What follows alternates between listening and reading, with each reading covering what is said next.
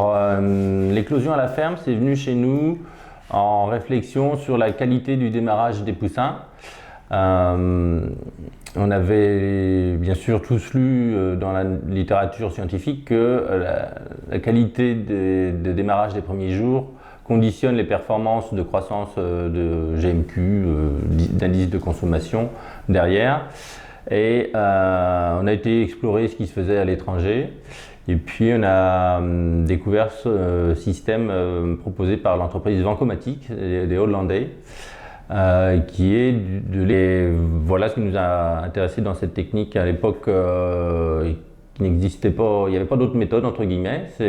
Vancomatic a été vraiment très innovant là-dessus en la matière. C'était en 2013-14. Et moi, je l'ai installé le premier poulailler en janvier 2015, donc il y a 8 ans déjà qu'on pratique les.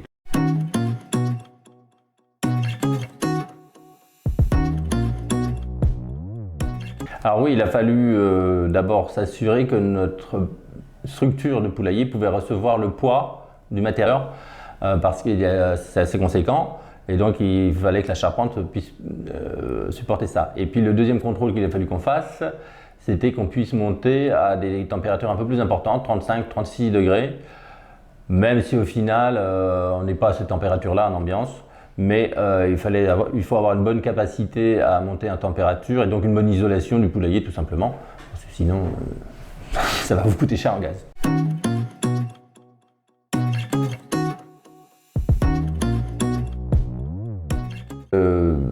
Pour plusieurs raisons. D'abord économique parce qu'il faut payer le matériel. Et pour payer ce matériel, il faut avoir un retour sur investissement. Et ce retour, finalement, il se fait, on le constate sur la rapidité et la croissance, la meilleure croissance de nos animaux. Et puis, en même temps, quand on aime la technique d'élevage, c'est quelque chose que je trouve très intéressant, qui me plaît clairement. Donc oui, ce qui m'a plu aussi, c'est que ça nous a fait monter en compétences, moi et mes salariés. Ça a été un attrait au métier qui n'était pas négligeable quand je vois les alternants que j'ai pu avoir, des jeunes qui sont venus et que j'ai formés sur l'exploitation, ça en faisait partie. Ça, c'était vraiment très intéressant. Et puis, je dois remercier aussi le groupement Valiance qui m'a accompagné financièrement dans l'investissement de cet équipement.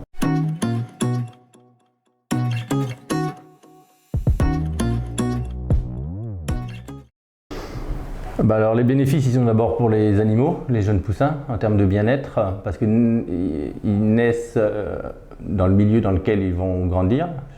C'est pas une critique du couvoir, mais c'est quand même pas tout à fait la même chose en termes de confort pour eux.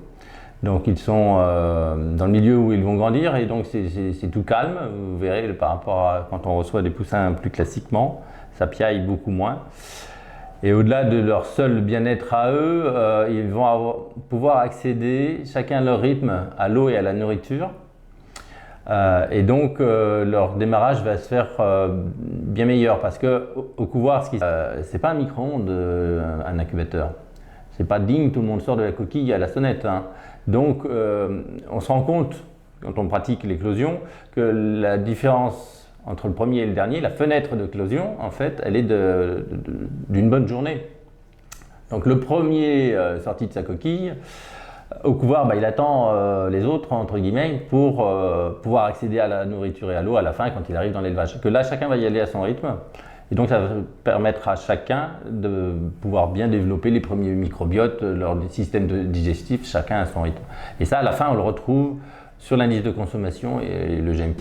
Alors les 12 premiers lots qu'on a fait, on les a fait en expérimental, dans le sens où on avait un lot témoin à côté, des mêmes parquets, reçus en poussin classiquement, qui ne naissaient pas chez nous, pour pouvoir se comparer. Et notamment cet aspect médicamentation était important.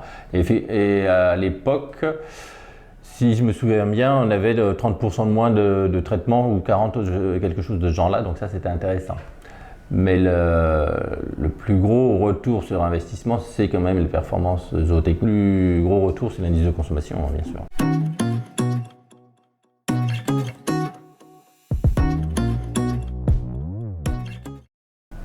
Alors une des Il y a deux critiques souvent de l'éclosion à la ferme. C'est un, ça va me coûter cher en gaz parce qu'il faut chauffer plus, et deux, je perds 3 jours de vide sanitaire. Donc en termes d'organisation, ça peut perturber. On a appris en marchant. Sur le gaz, il y a certainement un petit surcoût qu'on avait chiffré à 4-5%. Parce que de toute façon, que vous chauffiez à 32,5 ou 33,5, ça ne fait pas une si grosse différence que ça, parce que la réalité, moi, c'est qu'on est sur des consignes à 33,5, 34 environ pendant les 3 jours d'éclosion.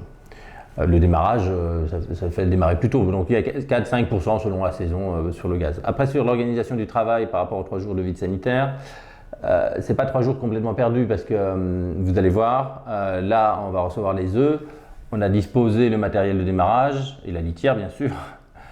Point. On n'a pas mis l'aliment, on n'a pas purgé les pipettes, puisque de toute façon les premiers qui vont commencer à boire, ce sera dans quand même 36 heures par avant. Donc on va pas se... Donc il y a du travail qui peut continuer d'être fait après l'arrivée des œufs, c'est ça ce que je veux dire. Sur nos poulets standards, on n'a pas de vaccination Innovo, et du coup ils ne sont pas vaccinés. Il n'y a pas de vaccination couvoir. Si on voulait pousser le schéma jusqu'au bout, il faudrait les vacciner à un jour chez nous, enfin au J0.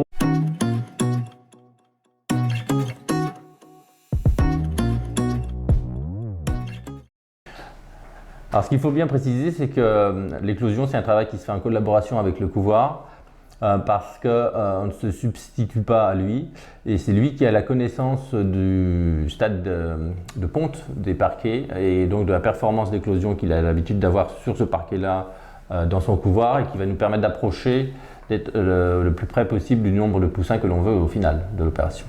Ça c'est important à dire, parce que ce travail-là peut se faire qu'en filière. On achète pour des œufs comme ça, un peu au hasard, sans savoir les perfs qu'on va pouvoir escompter. Donc c'est tout le travail du couvoir sur la durée de stockage des œufs, ce qu'ils ont connu comme durée de stockage, et toutes ces performances-là.